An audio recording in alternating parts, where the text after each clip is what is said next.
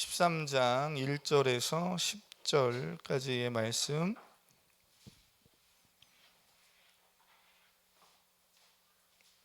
한 절씩 읽겠습니다. 13장 1절에서 10절입니다. 말씀 읽고 이 광고 영상 하나만 보고 말씀 나누겠습니다. 보라, 그때에 하나님의 사람이 여호와의 말씀으로 말미암아 유다에서부터 베델에 이르니 마침 여로보암이 제단 곁에 서서 분향하는지라.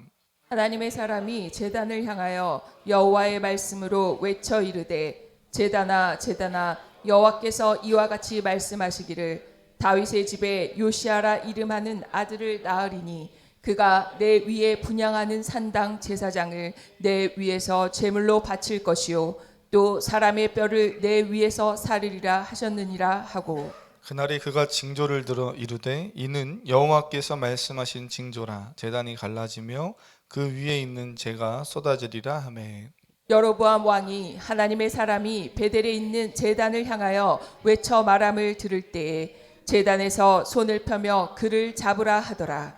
그를 향하여 편 손이 말라 다시 거두지 못하며, 하나님의 사람이 여호와의 말씀으로 보인 징조대로 제단이 갈라지며 재가 제단에서 쏟아진지라. 왕이 하나님의 사람에게 말하여 이르되, 청하건대 너는 나를 위하여 내 하나님 여호와께 은혜를 구하여 내 손이 다시 성하게 기도하라. 하나님의 사람이 여호와께 은혜를 구하니 왕의 손이 다시 성하여 전과 같이 되니라. 왕이 하나님의 사람에게 이르되, 나와 함께 집에 가서 쉬라. 내가 내게 예물을 주리라. 하나님의 사람이 왕께 대답하되, 왕께서 왕의 집 절반을 내게 준다 할지라도 나는 왕과 함께 들어가지도 아니하고 이곳에서는 떡도 먹지 아니하고 물도 마시지 아니하리니, 이는 곧 여호와의 말씀이 내게 명령하여 이르시기를, 떡도 먹지 말며 물도 마시지 말고 왔던 길로 되돌아가지 말라 하셨음이니이다 하고, 이에 다른 길로 가고 자기가 베델에 오던 길로 되돌아가지도 아니하니라.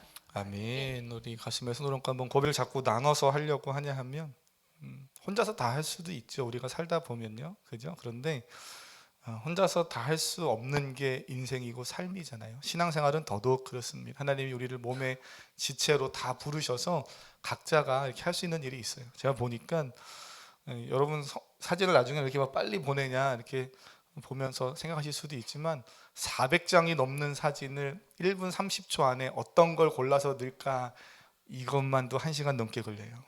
네. 어떤 사진을 넣어야 은혜로울까, 그거를 고르는데도 1시간 넘게 걸리고 쭉 배열해서 만들고, 뭐 이런 일들만이 아니라 남녀 전도회에서도 또 심지어 우리 아이들도 각자 저 1박 2일이지만 그 자리에서 자신이 해야 할 일들을 하면서 함께하고 교제하고 함께 울고 함께 웃고 주 안에서 교제할 수 있는 것이 참 귀하다 하는 것을 느끼는 시간이었습니다. 앞으로도 계속해서 우리 성도님들 이제 뭐 내년에 제가 목사님 또 말하고 안 가는 거 아닙니까? 근데 그때는 화산이 터져서 못 갔고 자연재해로 인해서, 이번에는 내년 1월에 어떻게든 제가 단기 선교 우리 청년들이나 성도님들도 가실 수 있는 분 있으면, 뭐 많은 인원이 아니더라도 우리가 자꾸 시작하는 거니까 믿음으로 도전해서 또 가려고 지금 계속 알아보고 있고 선교사님들과 미팅하고 있거든요. 그런 일들을 하나님께서 우리 가운데 계속 허락하시고 또 진행할 수 있도록 하실 줄 믿습니다.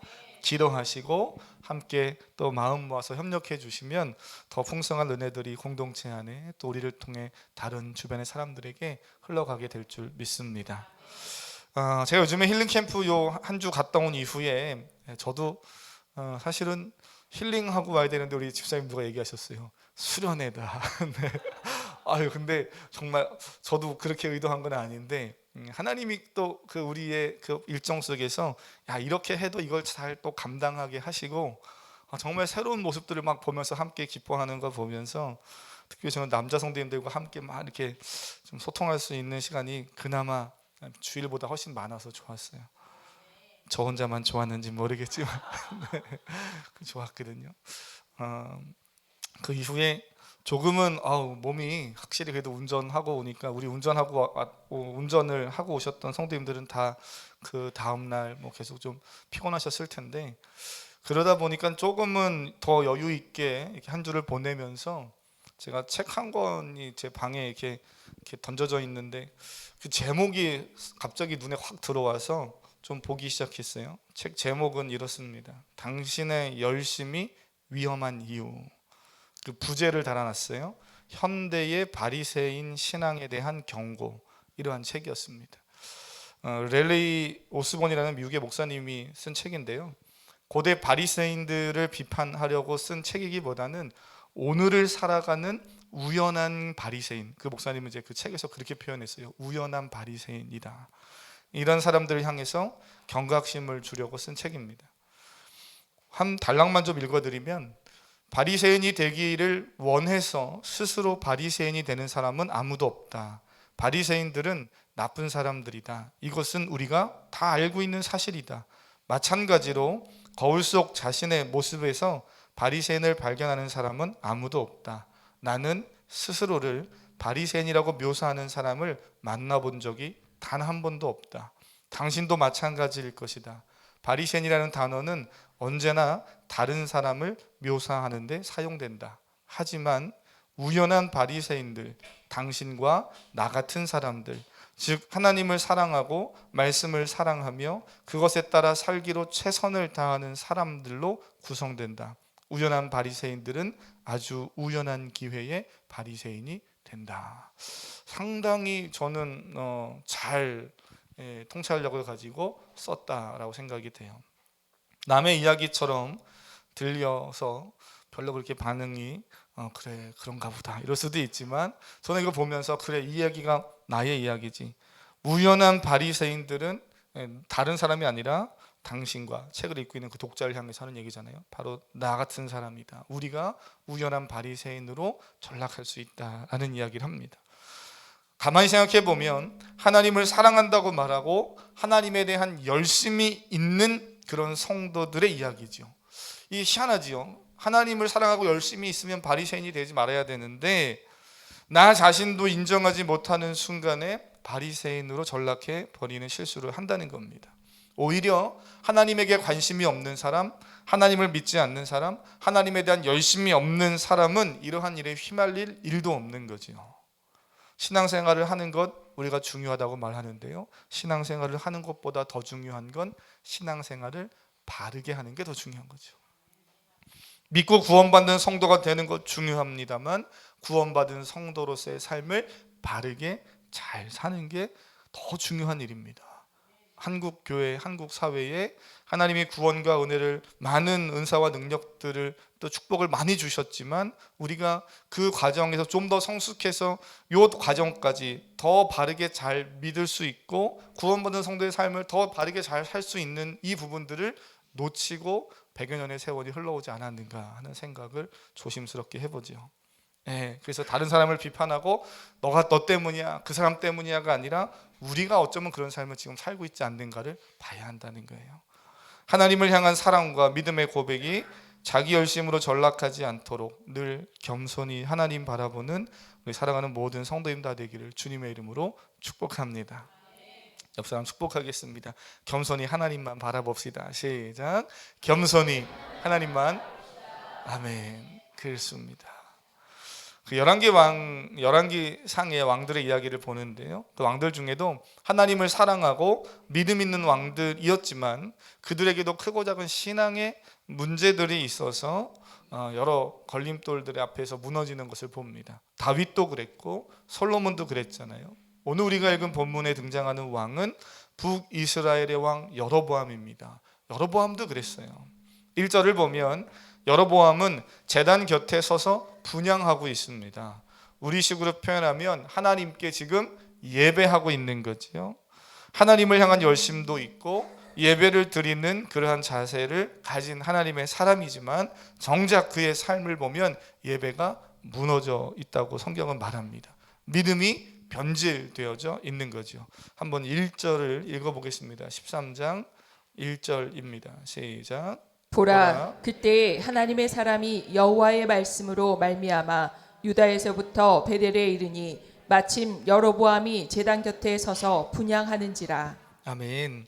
하나님을 예배한다는 것이 삶에서 가장 귀하고 가치 있는 일인 줄 믿습니다.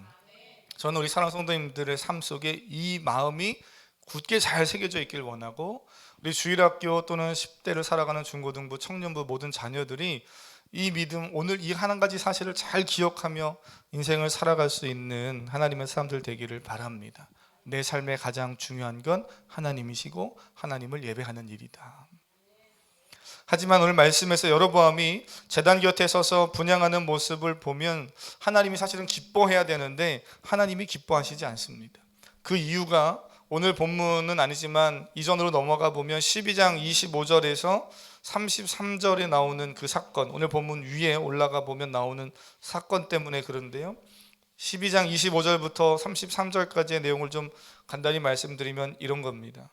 여로보암이 왕이 되는 과정에서 하나님이 하나님의 사람 아히야 선지자를 통해서 옷을 찢어서 그 중에 10조각을 그 여로보암에게 주는 거죠. 아직 왕이 되기 전인데요. 그러면서 퍼포먼스를 하게 하시는 거예요. 그리고 말씀으로 선포하게 하십니다. 네가 이처럼 나라의 10지파를 갖게 되고 이제 이스라엘의 왕이 될 것이라는 예언적 선언을 합니다.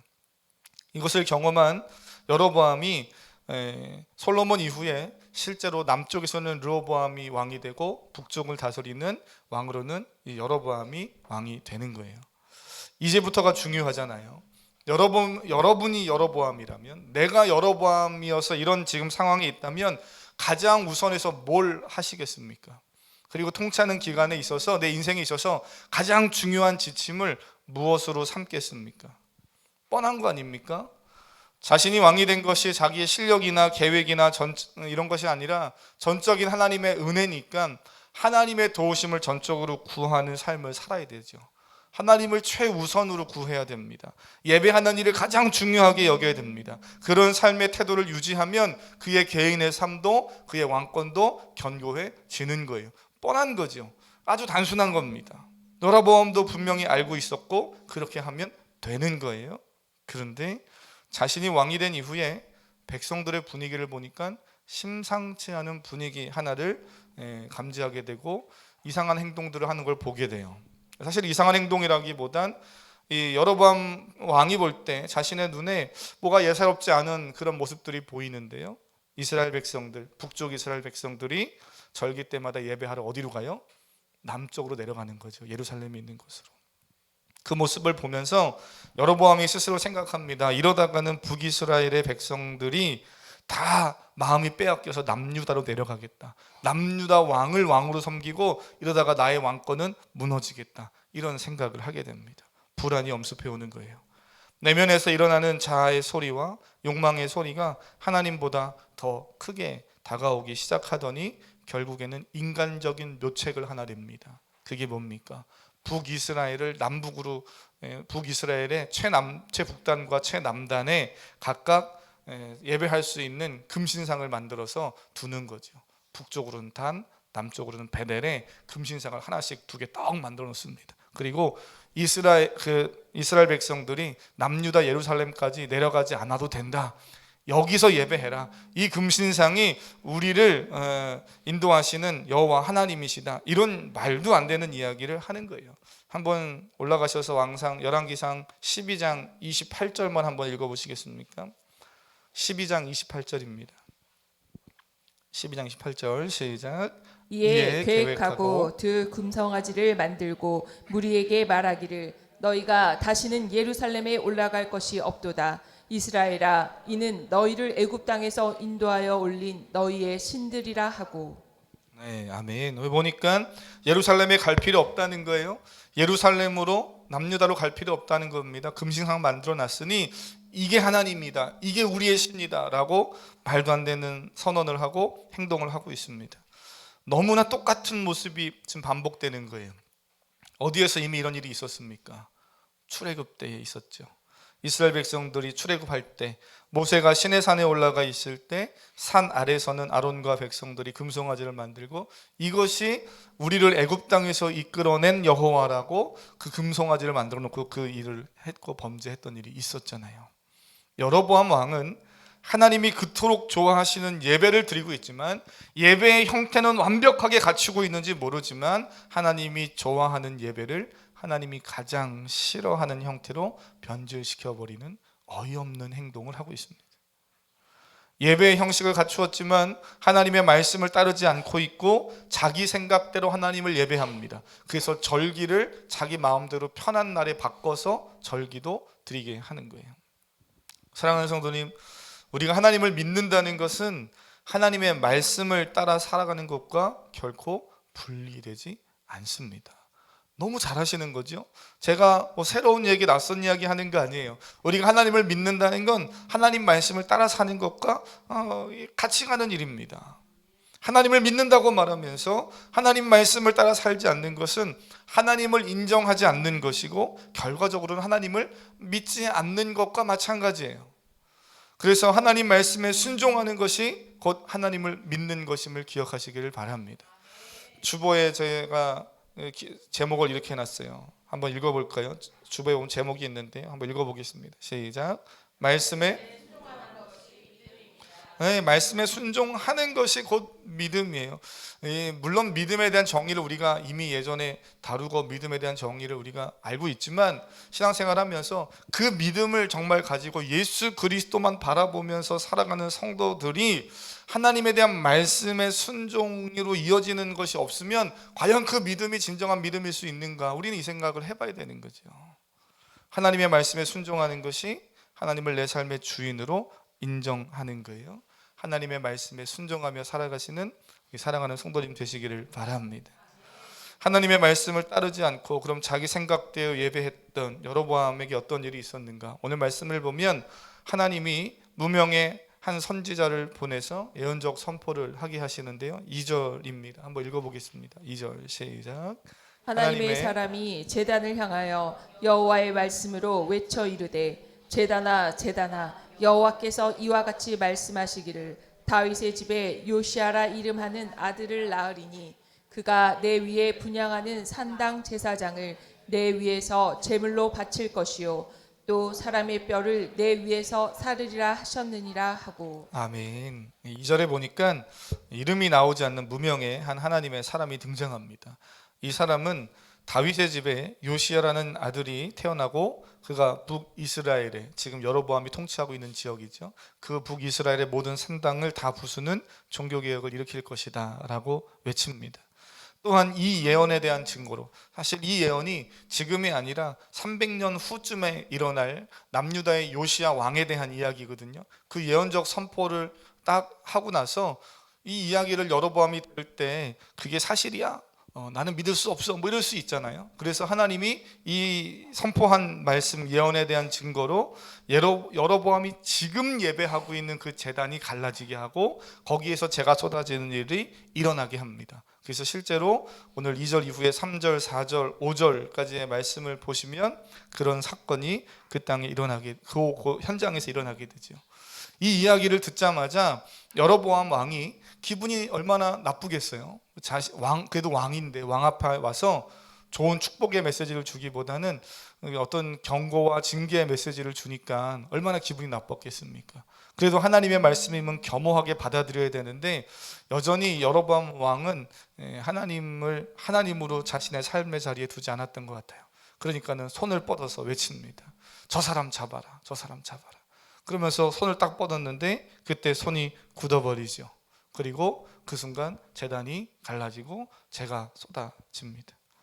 레위기 말씀을 보면 제사를 드리고 남은 재는 버려야 할 장소가 지정되어 있기도 하고요. 그래서 이 부정한 재가 제단에 쏟아진다는 것은 제단이 부정해졌다는 의미고 하나님이 예배를 기뻐 받으시지 않는다는 의미가 있어요. 그러니 여로보암의 제사는 하나님이 받으시지 않는다라는 것을 보여주고 있는 거죠. 그제서야 여로보암 왕은 자신의 굳은 손이 회복되도록 이 무명의 선지자 하나님의 사람에게 하나님의 은혜를 구해서 기도해달라고 요청하고요. 그렇게 기도를 받고 또 손이 풀어집니다. 그게 오늘 우리가 읽은 13장 10절까지의 큰 스토리예요. 이 과정에서 조금 전까지만 해도 하나님의 그 예언적 선포를 심각하게 받아들이지 않았던 이 여로보암 왕이 오히려 자신의 손이 회복되고 그리고 제단이 갈라지는 것을 보면서 이 여로보암이 뭐라고 합니까? 태도를 바꿔요. 조금 전까지만 해도 저 사람 잡아라 이랬던 이 여로보암 왕이 지금은 우리 집에 가서 좀 쉬었다 가십시오. 그리고 보답의 의미로 좀 맛있는 거 드릴 테니까 물도 마시고 떡도 먹고 진수성찬을 좀 차려줄 테니까 좀 초대하길 원합니다 하는 마음을 이제 태도를 바꿔서 비춥니다. 사랑하는 성도님, 또 한번 여쭤볼게요. 여러분이 지금 이 하나님의 사람이라면, 그런 입장에 있다면 이 제안을 받을 때 어떻게 하고 싶으십니까? 하나님의 사람은 지금 유다에서 베델까지 이동해 왔어요. 요즘같이 뭐 이동수단이 좋거나 KTX가 있거나 또는 비행기가 있어서 또는 편안한 여정길을 온 게 아니잖아요. 무엇보다 왕을 만나서 기쁜 소식을 전한다는 것도 심장 떨리는 일인데, 왕을 만나서 왕이 듣기 싫어하는 이야기를 선포해야 됩니다. 그러니 얼마나 긴장되고 그 일을 하고 있는 것 자체가 얼마나 스트레스겠어요. 요즘 표현으로 하면 얼마나 중압감이 있고 스트레스가 높은 일이겠습니까? 그래도 자신의 사명을 잘 감당하고 이제는 여로보암 마음이 조금 이렇게 수그러들어서 왕이 잔치를 베풀어 주겠다, 이제 우리 집에 와서 좀 쉬어라, 또 내가 나름대로 보상도 해주겠다, 이런 얘기 하는 거잖아요. 별로 잘 안 와닿으십니까? 좋은 집 사줄게, 좋은 차 주고 돈 많이 보상해 줄 테니까 우리 나랑 같이 좀 쉬었다가 대화도 하고 맛있는 것도 먹고 얘기 좀 하다가 그러고 가십시오 라고 왕이 제안하는데, 여러분 거절하시겠습니까? 근데 이 하나님의 사람이 하는 말이 뭐예요? 8절과 9절 읽어보겠습니다. 8절 9절입니다. 시작. 하나님의 사람이 왕께 대답하되 왕께서 왕의 집 절반을 내게 준다 할지라도 나는 왕과 함께 들어가지도 아니하고 이곳에서는 떡도 먹지 아니하고 물도 마시지 아니하리니 이는 곧 여호와의 말씀이 내게 명령하여 이르시기를 떡도 먹지 말며 물도 마시지 말고 왔던 길로 되돌아가지 말라 하셨음이니이다 하고. 아멘. 자, 한번 잘 상상해 보세요. 오늘 말씀을 보면서 저는 이런 상상을 해봐요. 여로보암 왕이 자신의 호의를 막 베풀어 주고 있잖아요. 지금 이 순간은 이름이 알려지지 않은 이 무명의 선지자 하나님의 사람에게는 인생에 있어서, 그의 인생에 있어서 어떤 순간입니까? 기회죠. 세상적으로 보면 성공할 수 있는 기회입니다. 인기를 얻을 수 있는 기회예요. 내가 권력자 옆에 쫙 자리를 잡을 수 있는 기회입니다. 어쩌면 인생의 새로운 전환점이라고 느껴질 수 있는 순간이죠. 좋은 집, 좋은 차, 남들이 부러워할 만한 한 자리를 차지할 수 있는 순간입니다. 근데 그걸 지금 왜 마다하고 있습니까? 다시 좀 생각해 보면, 그런 거창한 것을 보상받지 않더라도 그가 먼 길을 이동해서 왔고, 그리고 왕 앞에서 떨리는 마음으로 어떤 사명을 감당하고 이제는 좀 모든 일이 다 해결이 돼서 그래도 조금 이제 좀 쉬고 싶고 좀 뭔가 안식을 좀 취하고 좀 먹은 것도 좀 먹으면서 몸도 기력도 회복하고 싶은 그런 순간일 수 있잖아요. 그 음식 먹는 거, 빵 먹고 물 마시고 떡 먹는 거, 그 잔치 자리에 잠깐 좀 가서 앉아 있다 오는 거, 그게 뭐 그리 큰 죄가 된다고. 오늘 본문은 아니지만 오늘 본문 이후에 11절 이후를 더 읽어보면 이 하나님의 사람은 하나님의 말씀을, 떡도 물도 마시지 말라는 그 말씀을 알고 있었고 지키려고 요번에는 애썼지만 요 다음에 만나는 사람과의 그 만남 속에서 그 하나님의 말씀을 지키지 못함으로 죽게 됩니다. 그러면 그게 뭐가 대단한 거라고? 물 좀 먹고 떡 좀 말이 바뀌었네요. 물 좀 마시고 떡 좀 먹고 잔치자리에 있는 것, 그게 뭐 그리 대단한 거라고, 큰 죄라고 이 사람은 나중에는 죽게 되냐는 거죠. 하나님의 사람은 지금 두 가지 말씀을 하나님께 받고 실행에 옮기고 있다, 저는 이렇게 보여져요. 한 가지는 뭡니까? 이미 우리가 봤듯이 여로보암 왕에게 가서 하나님의 예언적 말씀을 선포하는 거예요. 이 말씀을 받았습니다. 그리고 그 말을 선포하는 거였죠. 잘했습니다. 또 하나 받은 말씀이 있어요. 그건 뭡니까? 자기에게 주어진 말씀이죠. 떡을, 물을, 그 어떠한 것도 이 일이 진행되고 이 사명을 감당하는 동안에는 먹지 말고 돌아오라 하는 말씀을 또 받은 거예요. 이 두 가지를 잘 지켜야 했습니다. 비록 이름도 드러나지 않는 무명의 선지자지만 그는 하나님이 자신에게 주신 이 두 가지 말씀에 충실해야 됐어요. 이것이 하나님의 말씀을 받은 자, 사명을 받은 자들의 삶의 태도입니다. 오늘 이 사실을 꼭 기억하시길 바랍니다.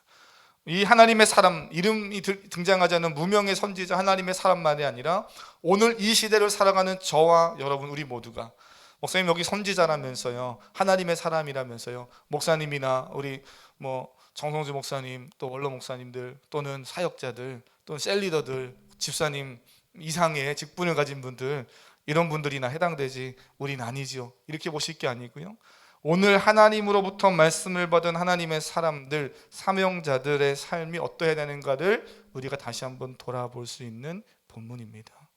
여러분에게 하는 이야기고 우리에게 하는 이야기예요. 하나님의 말씀을 받은 자로서 말씀의 진정성 있는 태도로 반응하며 사는 것, 그것이 순종이지요. 그것이 믿음이라는 겁니다.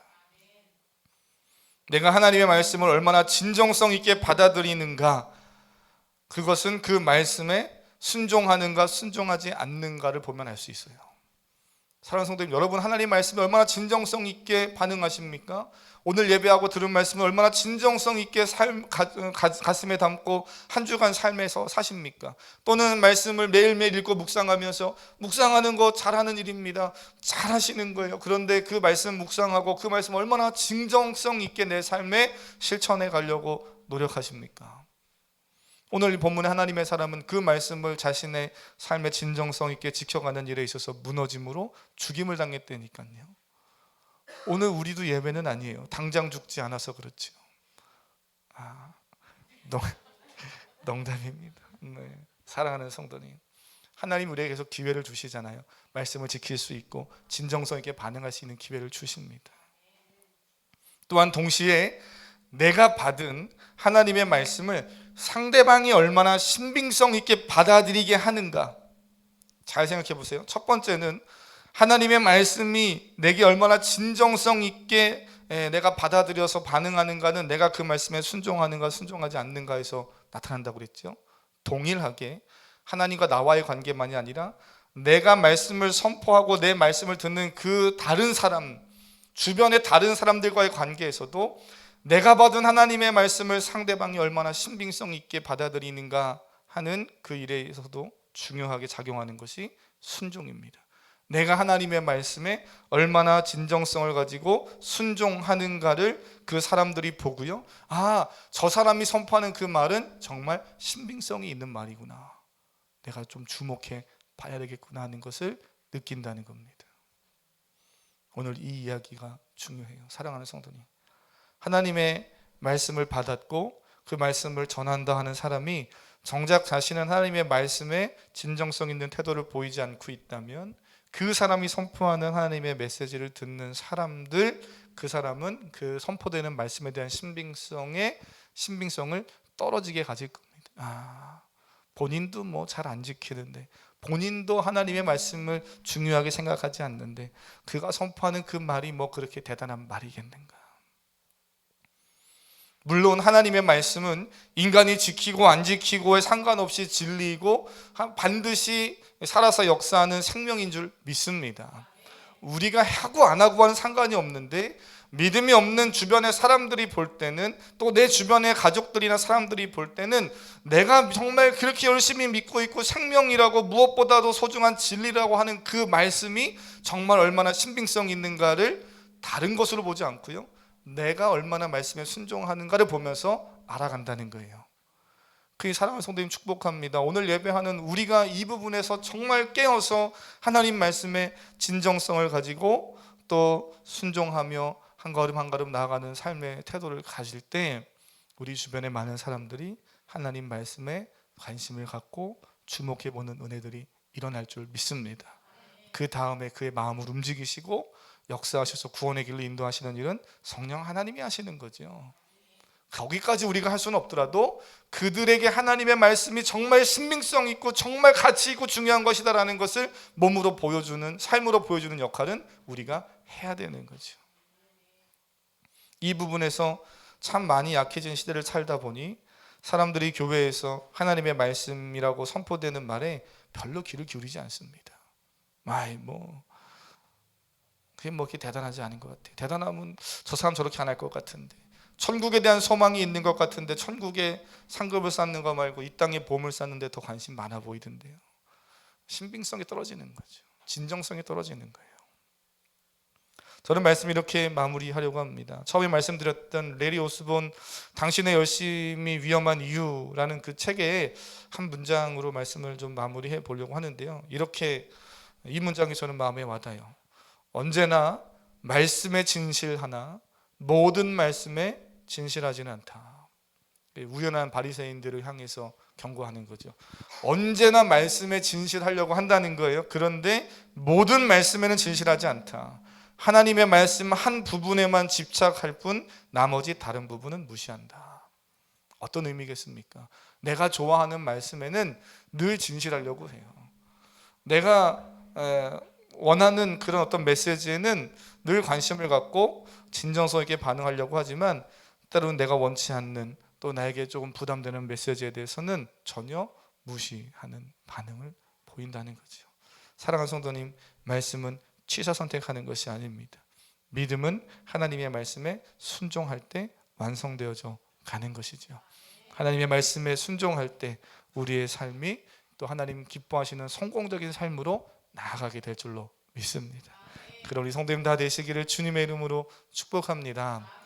그래서 이 찬양 한번 고백하고 우리 기도하고 마치려고 하는데요.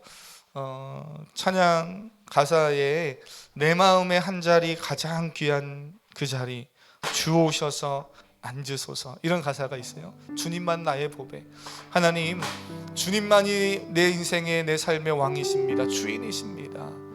이것이 분명해야 우리가 여호와 하나님만의 온전히 섬기고 따라가는 삶을 또 살 수 있잖아요. 우리 믿음의 고백을 한번 드리면서 말씀 붙잡고 기도하길 원합니다.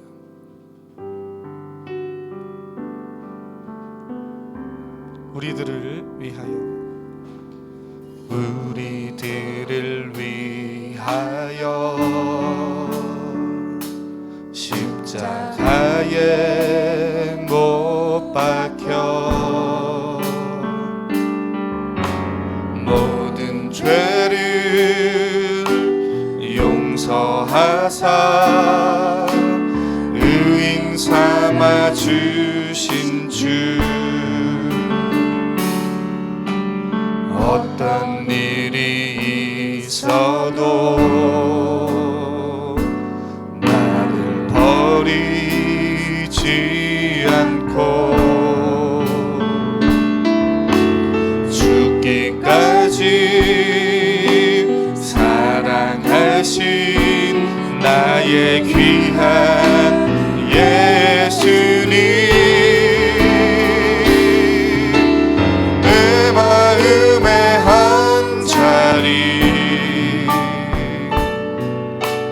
가장 귀한 그 자리 주 오셔서 앉으소서,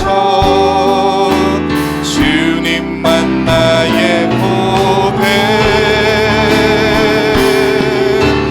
내 마음의 한 자리 가장 귀한 그 자리 주 오셔서 다스리소서, 주님만 나의 영광. 처음부터 우리들을 위하여 십자가에 못 박혀 모든 죄를 용서하사 의인 삼아 주신 주, 어떤 일이 있어도 나를 버리지 않고 죽기까지 사랑하신, 죽기까지 나의 귀한 예수님, 나의 귀한 예수님,